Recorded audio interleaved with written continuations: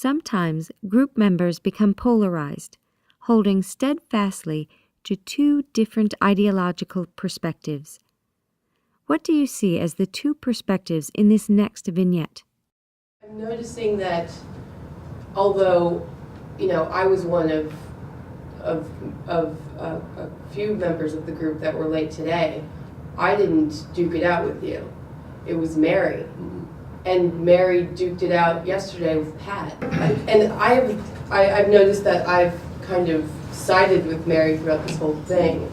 And I'm wondering, what is it with white men and Mary, and then my tendency to side with her too, that is like the struggle that I'm trying to make sense of. I react to people, particularly white men, who feel as though they're in charge of everything. And so when I hear you directing, it pisses me off. And so I respond to being pissed off with people that are directing regardless of where they are. And so I didn't hear you as directing. I heard you as being compassionate, concerned, wanting to engage. And so I'm pleased to engage across racial lines when people are being respectful in the process. And I do think that there's something in the genes of some white men, and I'm talking about these in particular, but historical, that says I'm in charge and I set the rules. And so that's what I react to.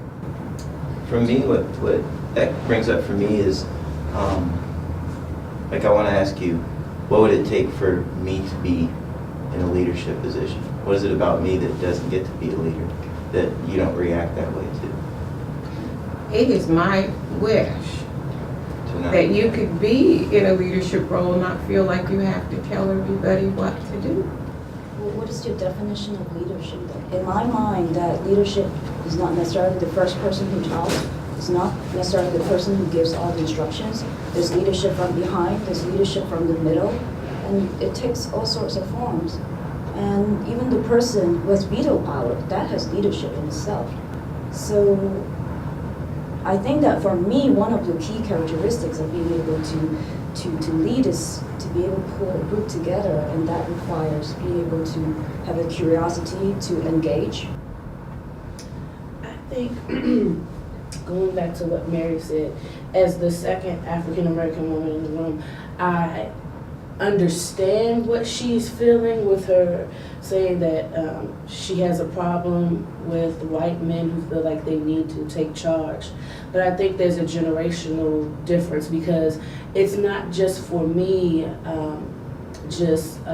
white men, it's men in general. And I think my issue is that I just see women and men, and I don't see a color or race or culture line. And my issue is, I don't like for any man to feel like they have control. So how Mary feels as if it was just a white man, I believe that if Daniel said anything, I would have taken offense. And I think I did yesterday. The group started at 9 o'clock.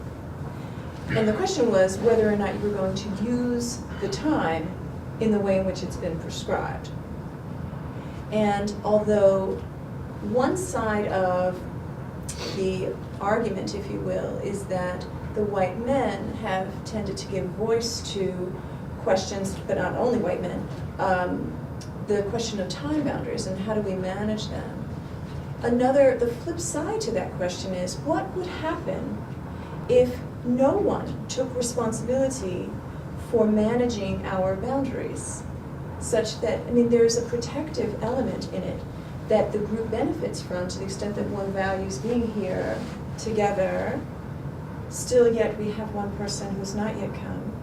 So how do you make sense of the value that is brought by someone trying to mind the boundaries, as well as the way in which one may feel pressed by somebody's putting their agenda, their wish forward?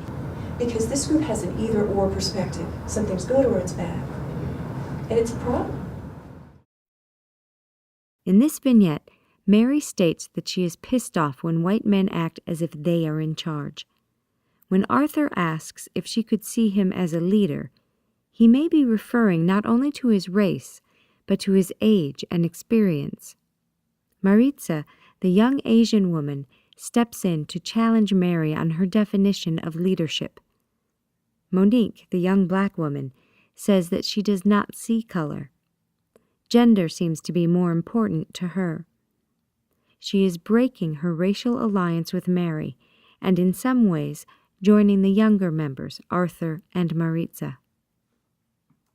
The older generation, Mary and Jack in this vignette, seem to be the holders of the historical racial tension between black and white Americans.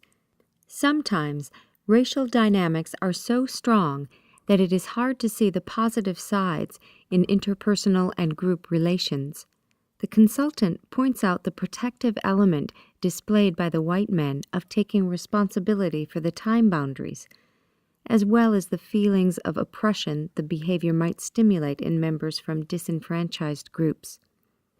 The paradoxical feeling of being protected while at the same time feeling oppressed can create a sense of anxiety.